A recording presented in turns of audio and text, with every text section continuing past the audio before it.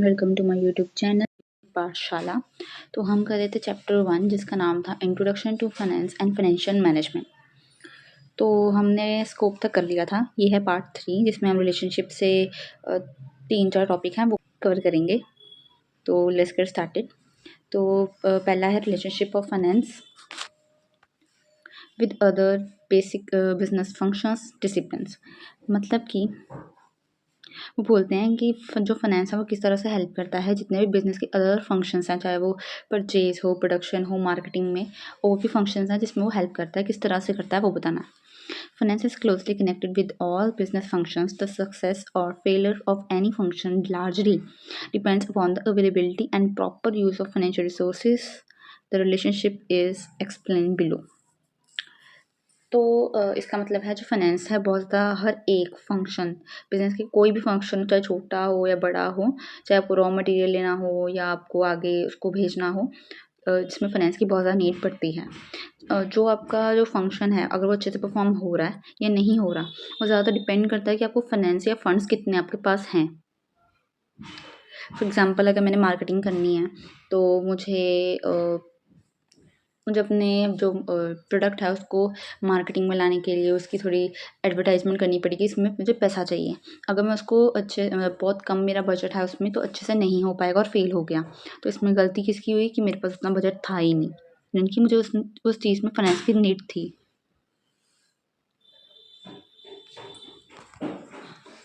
तो उससे ये पता लग चलता है कि कोई भी फंक्शन हो उसमें फाइनेंस की नीड पड़ती है। The relationship is explain below. अब वो आगे डिफरेंट पॉइंट्स से बताया हुआ कि कैसे है। पहला है परचेज फंक्शन। जो फाइनेंस है और जो परचेज फंक्शन है वो भी एक बहुत ज़्यादा close related to each other, वो भी एक दूसरे से जुड़े हुए हैं। जैसे कि जो परचेज फंक्शन है वो डील किससे करता है, रॉ मटेरियल को ख़रीदना, मशीनरी को ख़रीदना और जितनी भी अदर रिक्वायरमेंट्स चाहिए हमें प्रोडक्शन के लिए उन सबको ख़रीदना। चाहे वो जैसे मैं एक प्रोडक्ट बना रही हूँ, मुझे उसके लिए क्या क्या चीज़ें चाहिए, मुझे बड़ी बड़ी मशीन्स चाहिए, मुझे लैंड चाहिए, मुझे रॉ मटेरियल चाहिए और मुझे कुछ भी ट्रांसपोर्टेशन के लिए कुछ चीज़ चाहिए। मुझे जो जो चीज़ चाहिए वो सब कुछ ख़रीदना, परचेज़ करना, वो सारा परचेज़ फंक्शन में आता है। For this availability of funds is very important, जिसकी वजह से मुझे पैसों की बहुत ज़्यादा नीड पड़ेगी। कुछ भी चीज़ खरीदनी हो पैसे की तो नीड पड़ेगी। तो ये आगे है finance department provides money for purchasing goods at the right time and in the right quantity. और जो फाइनेंस जो डिपार्टमेंट हमने बनाया हुआ है अपनी कंपनी का, वो मुझे जितना मुझे चाहिए फंड्स, मुझे एक एस्टिमेट लगा के वो मुझे उतने प्रोवाइड कर देंगे फंड्स कि आप इसमें से अपने जितने जितने भी आपको जो चीज़ चाहिए आप इसमें से निकाल लो और चाहिए होगा तो मुझे बता देना। तो एक फाइनेंस डिपार्टमेंट जो है ये हेल्प करता है कि मुझे सही टाइम पर मुझे पैसे ऑलरेडी मेरे पास हों, मुझे किसी से मांगने की जरूरत ना पड़े और राइट क्वांटिटी में मुझे मिल जाए पैसे। प्रॉपर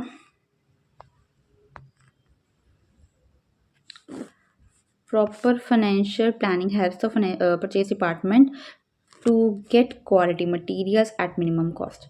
जो प्रॉपर अगर फाइनेंशियल प्लानिंग मैंने बहुत अच्छे से की होगी और मैंने कितना मुझे पैसा चाहिए, मुझे कब चाहिए, सब कुछ मैंने पहले से डिसाइड करके रखा होगा, तो परचेज डिपार्टमेंट जो है वो गुड क्वालिटी प्रोडक्ट्स बनाएगा और जिसका उसमें खर्चा जो उसका होगा, कॉस्ट जितनी उसको पड़ेगी वो भी कम होगा, क्योंकि मैंने पहले से डिसाइड करके रखा है, मैंने पहले से रॉ मटेरियल ख़रीद के रखा है। जैसे मुझे लगा सस्ता है रॉ मटेरियल, मैंने पहले ख़रीद के रख लिया जिससे कि मेरा जो कॉस्ट है वो कम पड़ी। Thus efficient purchase function depends upon sound financial management. तो इससे हमें ये पता लगता है कि अगर आपने बहुत अच्छे से फाइनेंस फंक्शन अगर करना चाहते हो तो वो डिपेंड करता है कि आपका फाइनेंशियल मैनेजमेंट जो आपने कैसे बनाया है, आपने फाइनेंस को किस तरह एक साउंड फाइनेंशियल मैनेजमेंट होना चाहिए, यानी कि फाइनेंस को बहुत अच्छे से मैनेज करना आना चाहिए। तो ये है फर्स्ट पॉइंट, बहुत इजी है। परचेज फंक्शन में कैसे हेल्प करता है, अगर पैसे होंगे तभी वो आगे खरीद पाएगा और वो सारी चीज़ें खरीदेगा जो हमें एक प्रोडक्ट को बनाने के लिए चाहिए, चाहे वो मशीनरी हो, रॉ मटेरियल हो या कुछ और भी। तो यही है। और जो फाइनेंस फंक्शन है वो फंड्स हमें सही टाइम पे पहले ही दे देता है, जिससे कि हमें राइट टाइम पे हमें मिल जाए और राइट क्वांटिटी में देता है, जिससे कि गुड क्वालिटी प्रोडक्ट्स बन पाए। सिंपल। नेक्स्ट है प्रोडक्शन फंक्शन, जिसमें कि वो बोलते हैं कि जो प्रोडक्शन फंक्शन है is concern with converting raw material into finished goods. For smooth production, funds are required to buy raw materials, pay wages, maintain machines and meet other expenses. तो बोलते हैं जो प्रोडक्शन फंक्शन जो है वो किसके related होता है, वो उसका काम क्या है कि वो जो रॉ मटेरियल जो हमने परचेज फंक्शन में हमने रॉ मटेरियल जो खरीदा उसको हम फिर एक फिनिश करो यानी कि उसको एक प्रोडक्ट में कन्वर्ट कर देंगे. और अगर आप बहुत अच्छे से प्रोडक्शन फंक्शन परफॉर्म करना है तो आपको उसमें फ़ंड्स की रिक्वायरमेंट पड़ेगी. अगर आपको रॉ मटेरियल फिर से ख़रीदना है और जितने जो लोग मेरी कंपनी में काम कर रहे हैं, प्रोडक्ट को बना रहे हैं, उनको वेजेस प्रोवाइड करूँगी तभी वो काम करेंगे. और मुझे कौन-कौन सी जो मशीन्स हैं जो थोड़ी बहुत ख़राब हो चुकी है, मुझे उसे साथ-साथ में ठीक कराने के लिए भी पैसे चाहिए. कई बार ज़्यादा यूज़ होने की वजह से ख़राब हो जाती है ना मशीन, वैसे ही. और मुझे और भी बहुत सारे छोटे-छोटे एक्सपेंसेस बीच में आने पड़ेंगे, तो मुझे उन सबको करने के लिए मुझे फ़ंड्स की ज़रूरत पड़ेगी. तो आगे हाँ, finance department ensures adequate funds for uninterrupted production activities. If finance is not available on time, production may stop or slow down. Therefore, finance plays a very important role in the efficient working of the production function. तो इसमें बोलते हैं जो finance का जो department होता है वो पहले से ये इंश्योर करके रखता है, ये श्योरिटी दे के रखता है कि आपको जितने भी आपको फ़ंड्स चाहिए वो आपको सही टाइम पे मिल जाएं और उससे पहले ही मिल जाएं, पहले आपको उतने दे दिए जाएं जिससे कि आपका जो प्रोडक्शन जो फंक्शन है वो आराम से हो पाए बिना कोई प्रॉब्लम के. और अगर जो फाइनेंस है वो सही टाइम पे आपको नहीं दिया जाए तो जो प्रोडक्शन फंक्शन जो है वो रुक सकता है और बहुत स्लो चल सकता है. और जिस वजह से देयरफॉर जो फाइनेंस है बहुत इंपॉर्टेंट रोल प्ले करता है अगर आपको प्रोडक्शन फंक्शन को एफिशिएंटली काम करना है. प्रोडक्शन फंक्शन को परफॉर्म करने के लिए एफिशिएंटली फाइनेंस की बहुत इम्पॉर्टेंट है. उसको अच्छे से पहले से ही तैयार करके रखना और आपको कितना पहले ही प्रोवाइड कर देना जिससे कि आपका जो काम है वो बीच में ना रुके. तो ये भी बहुत सिंपल था, एक बार इसको रीड कर लो. ये था सेकंड प्रोडक्शन फंक्शन. आगे है थर्ड.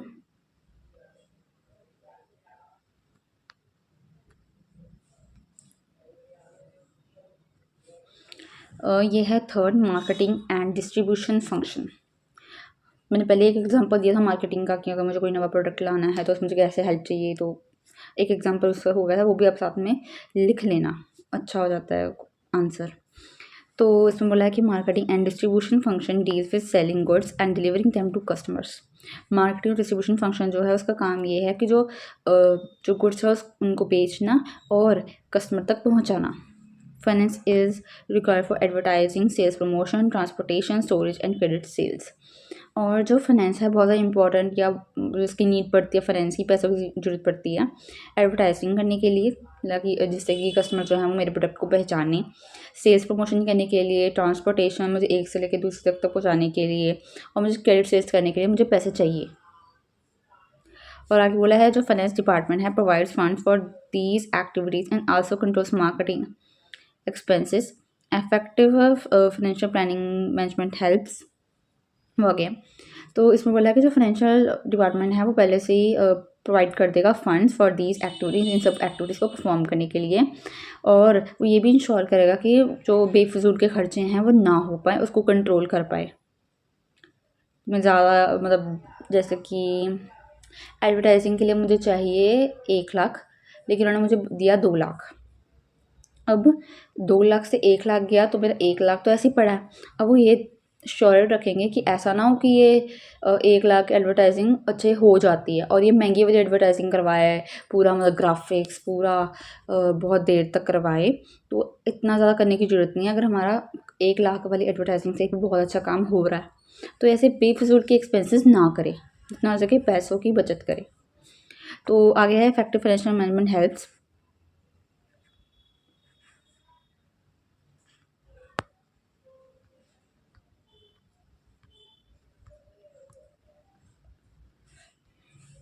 अगर आपने इफ़ेक्टिव फाइनेंशियल मैनेजमेंट किया है तो वो आपको कैसे हेल्प करता है ये बताता है। लिखा है मार्केटिंग डिपार्टमेंट टू इंक्रीज, जो इफेक्टिव अपने फाइनेंशियल मैनेजमेंट की है वो आपको हेल्प करता है आपके मार्केटिंग डिपार्टमेंट को, जिससे कि उनकी सेल्स इंक्रीज़ हो, उनका प्रॉफिट इंक्रीज़ हो, कंपनी का भी प्रॉफिट इंक्रीज़ हो, तभी होगा अगर सेल्स ज़्यादा होगी तो। और लिखा है कि हैंस इससे पता लगता है कि जो मार्केटिंग फंक्शन है is highly dependent on finance. इससे ये साबित हो जाता है कि जो मार्केटिंग फंक्शन जो है वो भी फाइनेंस पर डिपेंड करता है। ये था थर्ड पॉइंट।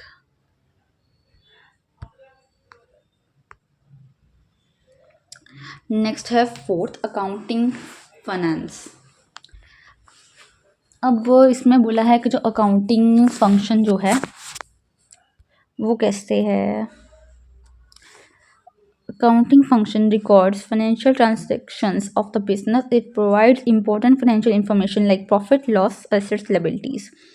तो बोलते हैं कि जो अकाउंटिंग फंक्शन जो है उसका काम क्या है कि जितने भी ट्रांजैक्शंस हुई हैं बिजनेस की, फाइनेंशियल ट्रांजैक्शंस हुई हैं, उन सबको रिकॉर्ड करना कि कितना पैसा आया, कहाँ पर मैंने खर्च किया, क्या किस किस एक्सपेंसेस में मैंने खर्च किया, उन सबको रिकॉर्ड करना अकाउंटिंग फंक्शन है। अब इसमें बहुत ज़्यादा इंपॉर्टेंट इंफॉर्मेशन जो है वो शेयर की जाती है, जैसे कि प्रॉफिट, लॉस, एसेट्स, लायबिलिटी। जैसे कि हम बैलेंस शीट में शो नहीं करते, एसेट, लायबिलिटीज सब कुछ पता लगता है, हमारा प्रॉफिट हो रहा है, लॉस हो रहा है, कितना से हो रहा है, ये सब कुछ बताता है ये अकाउंटिंग फंक्शन। आगे है finance department uses accounting data for financial planning, budgeting and decision making. Accurate accounting helps finance manager to control costs and manage funds efficiently. Thus, accounting and finance are closely connected and support to each other. तो वो बोलते हैं कि जो finance का जो department है वो इस अकाउंटिंग डाटा को यूज़ करता है, जैसे कि वो आप पहले डिसाइड कर ले, फाइनेंशियल प्लानिंग कर ले, पहले बजट बना के तैयार रखे और इम्पोर्टेंट डिसीजंस जो हैं वो ले पाए पहले से। और एक्यूरेट अकाउंटिंग, अगर आपने बहुत अच्छे से अकाउंटिंग परफॉर्म की है तभी जो है जो मैनेजर, जो फाइनेंस मैनेजर होगा वो जितने भी खर्चे हैं उन्हें कंट्रोल कर पाएगा और अपने फंड्स को एफिशिएंटली मैनेज कर पाएगा। इससे ये साबित होता है कि जो अकाउंटिंग है और जो फाइनेंस है वो भी एक दूसरे से कनेक्टेड हैं और एक दूसरे को सपोर्ट करते हैं। ओके, एक बार इसको रीड कर लो, कोई प्रॉब्लम हो गई बताना। अगला है personal function.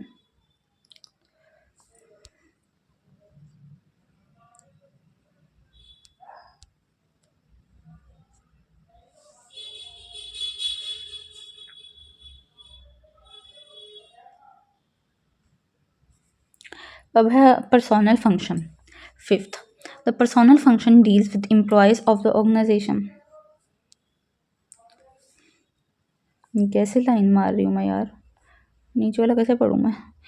The personal function जो है उसका काम क्या है, जो उन लोगों से डील करना, उन एम्प्लॉय से डील करना जो हमारे ऑर्गेनाइजेशन में काम करते हैं। और जो एम्प्लॉयज़ हैं बहुत ज़्यादा इंपॉर्टेंट हैं हम for the success of a business. अगर बिज़नेस को सक्सेसफुल होना है तो एम्प्लॉयज़ बहुत इंपॉर्टेंट रोल प्ले करते हैं। वो अगर अच्छे से काम करेंगे तभी हमारे प्रोडक्ट ज़्यादा बनेंगे। मशीन्स को चलाने के लिए भी लोग चाहिए, तो एम्प्लॉयज़ बहुत इंपॉर्टेंट एसेट है हमारा। For paying salaries, wages, bonus, incentives and training and welfare facilities money is required।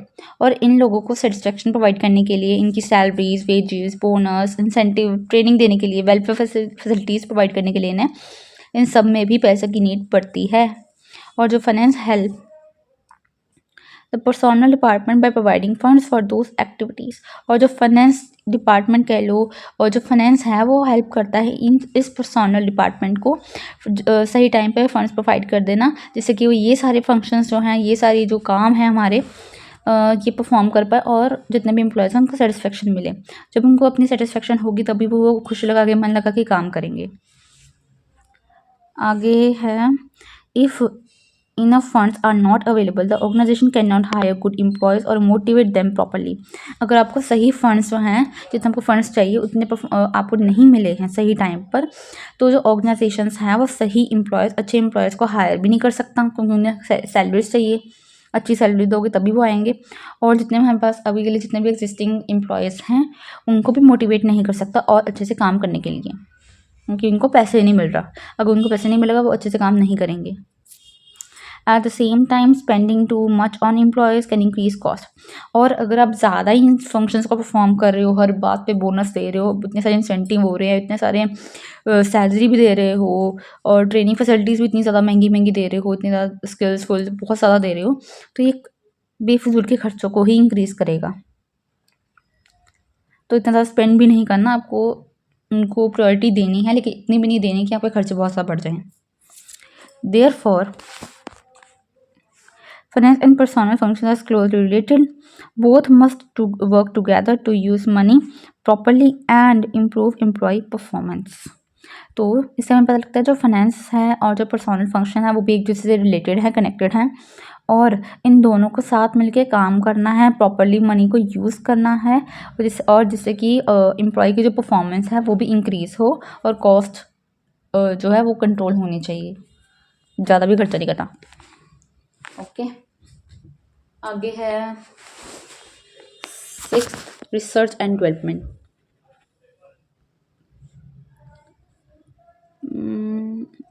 ये बड़ा था।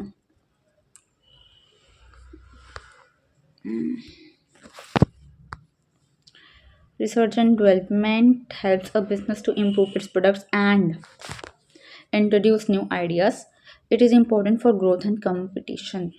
तो रिसर्च एंड डेवलपमेंट ही सबको पता ही होगा क्या होता है। रिसर्च करना कि पूरा इवेलुएट करना, और डेवलपमेंट आपको कहीं पे भी लगता है कि यार यहाँ पर हम अच्छा कर सकते हैं, यहाँ पे हमें और भी हमें चीज़ें जो हैं अपने प्रोडक्ट में इंक्रीज़ करनी चाहिए, ऐड करनी चाहिए, यहाँ पे हमें प्रोडक्ट अपना लॉन्च करना चाहिए, तो ऐसे डेवलपमेंट करनी चाहिए। तो ये हेल्प करता है बिज़नेस को, जिससे कि वो अपने प्रोडक्ट्स को प्रोडक्ट्स को इम्प्रूव कर पाए, इंट्रोड्यूस कर पाए न्यू न्यू आइडियाज़ से। और ये बहुत इंपॉर्टेंट है अगर आपको अपनी कंपनी को ग्रो करना है और कंपटीशन में आपको अच्छा परफॉर्म करना है। एक जैसे कि दो कंपनी सेम काम है उनका, और वो न्यू न्यू प्रोडक्ट्स ला देते हैं, और जैसे कि उन दोनों का कंपटीशन इतना ज़्यादा इंक्रीज़ हो जाता है। अगर एक new new ideas different different products ला रहा है, और भी फीचर्स ला रहा है, तो ज़्यादातर कस्टमर्स उनका ही जो प्रोडक्ट है वो खरीदेंगे। तो इसमें हेल्प करता है रिसर्च एंड डेवलपमेंट, अगर आपने अच्छे से परफॉर्म किए तो।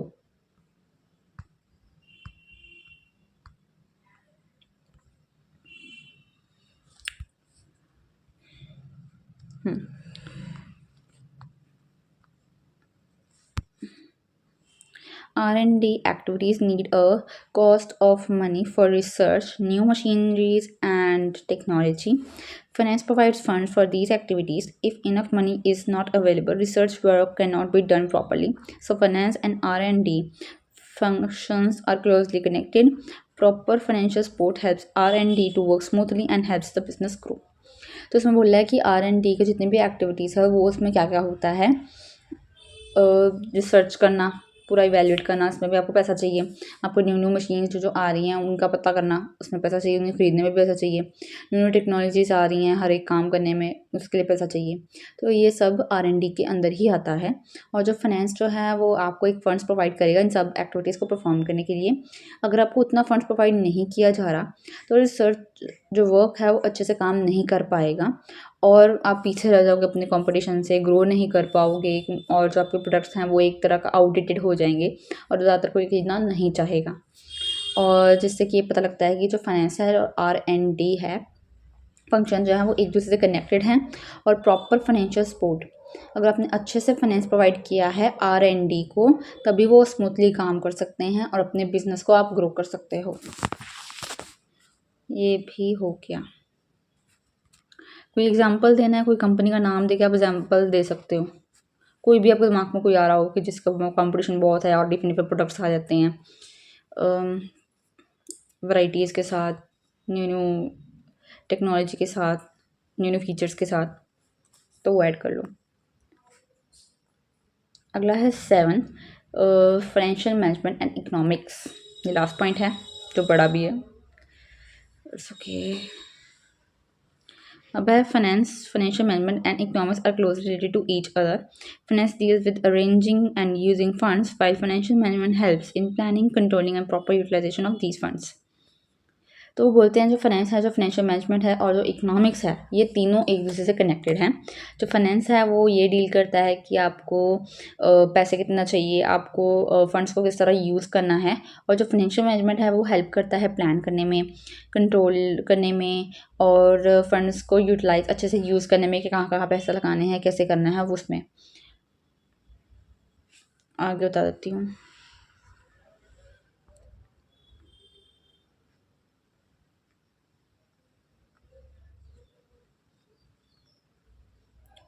इकोनॉमिक्स,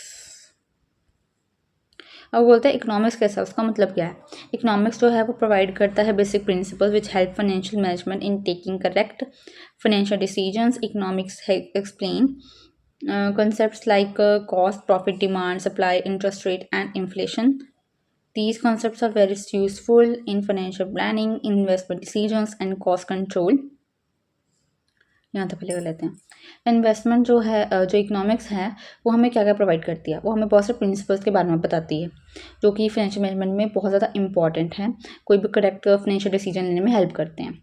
जो इकोनॉमिक्स है वो एक्सप्लेन करती है बहुत सारे कंसेप्ट को, जैसे कि cost, profit, demand, supply, interest rate और इन्फ्लेशन हो रहा है, डिफ्लेशन हो रहा है, ये सब इकोनॉमिक्स ही बताती है। और ये कॉन्सेप्ट्स हैं बहुत ज़्यादा इंपॉर्टेंट है फाइनेंशियल प्लानिंग में, इन्वेस्टमेंट डिसीजंस लेने में, और कॉस्ट को किस तरह कंट्रोल करना है, उनके भी डिफरेंट डिफरेंट टेक्निक्स वगैरह सब कुछ ये इकोनॉमिक्स ही बताती है।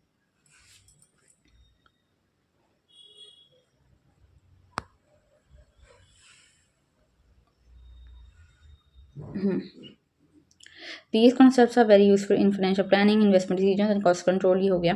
Financial management uses economics principle to manage finance efficiently. Therefore, finance works under financial management, and both depend on economics for better decision making and smooth functioning of the business. तो वो बोलते हैं कि जो financial management है वो economics के जो ये प्रिंसिपल्स जो हैं इन सबको यूज़ करता है, जिससे कि फाइनेंस को अच्छे से एफिशिएंटली मैनेज कर पाए बिना किसी वेस्टेज के। और जिससे कि देयरफॉर इससे पता लगता है कि जो फाइनेंस है वो फाइनेंशियल मैनेजमेंट के अंदर काम करता है, और दोनों जो हैं, चाहे वो फाइनेंशियल मैनेजमेंट है चाहे वो फाइनेंस है, वो दोनों इकोनॉमिक्स पर डिपेंड करता है। अगर उसको अच्छे से डिसीजन लेनी है, अच्छे डिसीजन लेने हैं और कोई भी फंक्शन आके जो है परफॉर्म करने के लिए, स्मूथ फंक्शनिंग के लिए ये दोनों डिपेंड करते हैं इकोनॉमिक्स पे। तो यही था।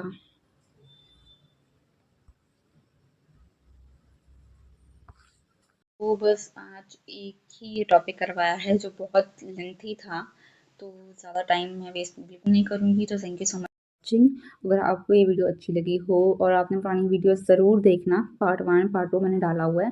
पार्ट 3 में एक ही टॉपिक कवर हो पाया क्योंकि बहुत बड़ा भी था आगे, बट मैंने भी टॉपिक कभी डालूँगी एक एक करके। और bye bye. Don't forget to subscribe, like and comment on this video, और मुझे बताना क्या अच्छा लगा और क्या नहीं अच्छा लगा, और मैंने जो जो बताया उसका एक पॉइंट पूरा मुझे ऑर्डर में लिखो कमेंट में, मैं देखूँगी भी। तो बाय बाय।